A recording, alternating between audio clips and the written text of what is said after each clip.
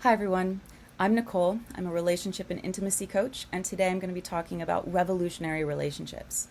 As you can see, I'm wearing my notorious RBG shirt today for obvious reasons, and that's to honor the passing of Supreme Court Justice Ruth Bader Ginsburg. Before RBG, the mere concept of discrimination on the basis of sex had no legal recognition, and we owe so much of the world we live in to her. But it's not just her work for gender equality and civil rights that makes her such a compelling figure. She married someone that Vogue magazine recently described as a proto-feminist unicorn who supported her dreams and ambitions along with his own. A marriage of equal partners who regard each other's contributions and work as having equal value was truly unusual for the time, making her marriage just as revolutionary as her work. She and her husband Marty lived and loved in a way aligned with what they believed in, and they were willing to step outside the norm to create a relationship in which they would thrive for 56 years until his death. And so, totally inspired by this, I've been thinking about what a revolutionary relationship would look like today. And to even consider the question, one must first assess what normal is right now. In the US, we have a standard template of marriage as a formal relationship between one man and one woman. More recent cultural shifts have finally acknowledged the legitimacy of marriage between two same-sex partners. But even as our social understanding and definitions and expectations of gender expand, we still think of marriage and family systems as helmed by just two people. Rarely do we question this rigid template, much less question where it came from. What I've learned in my research this week is that monogamy is a commonly occurring system, but even more societies permit or encourage some form of polygamy. Polygamy is when one person has more than one spouse. It's a gender-neutral term. And before I get into the topic, I'm actually going to step to the side real quick just to acknowledge that there are well-known occurrences, many of them happen here in the United States, of practiced polygamy where abuse and coercion occurs. I'm not talking about abusive relationships. I'm not talking about those relationships at all. The truth is, abuse can occur in any community. It's never okay, but it's not the topic of this conversation. So, that being said, many cultures practice some form of polygamy. Sometimes it's polyandry. This is when a woman has more than one husband. Sometimes it's polygyny. That's when a man has more than one wife. There's also same-sex marriage, both historical and contemporary. There's the levirate system of marriage. This is when a woman's husband dies, she then marries his brother if he's available. Similarly, the sororate system is when a man's wife dies, he then marries her sister.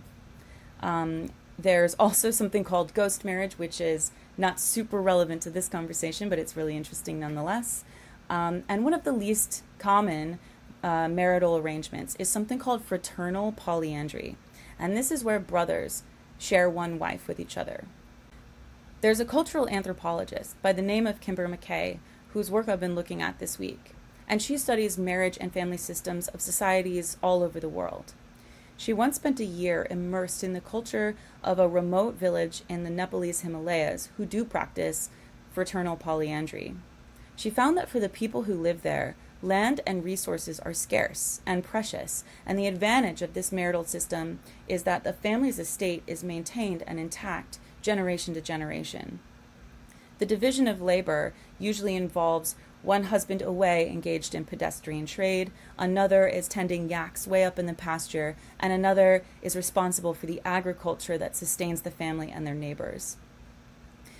Further, they're all genetically related to the children, so they share an equal vested interest in their well-being and their upbringing. So not only do they function very effectively as a team, but their bond runs even deeper. Here's the really cool thing about this village, though. While many individuals begin their marital career in a polyandrous arrangement, they often transition into other types of relationships.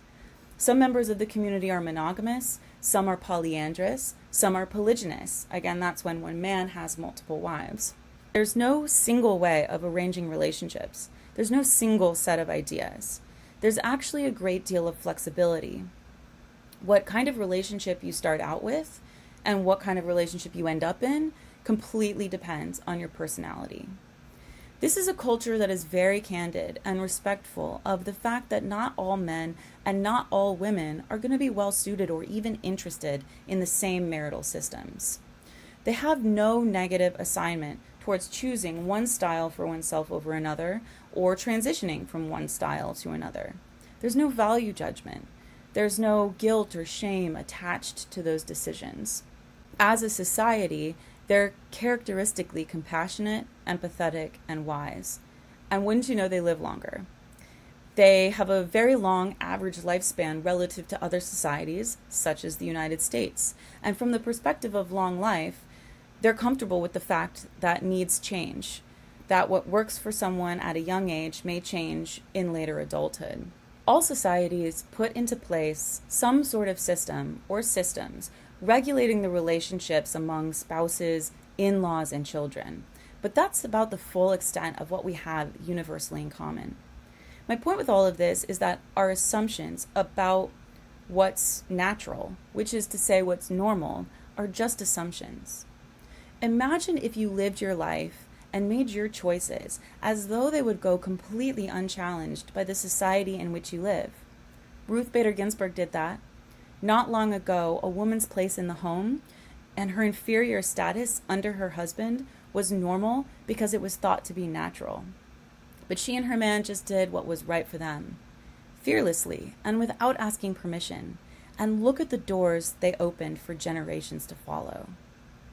If we brought forth a cultural sea change wherein we eliminated all guilt and shame attached to relational arrangements and marriage, where we recognized and respected a variety of options, how would that freedom affect your personal choices?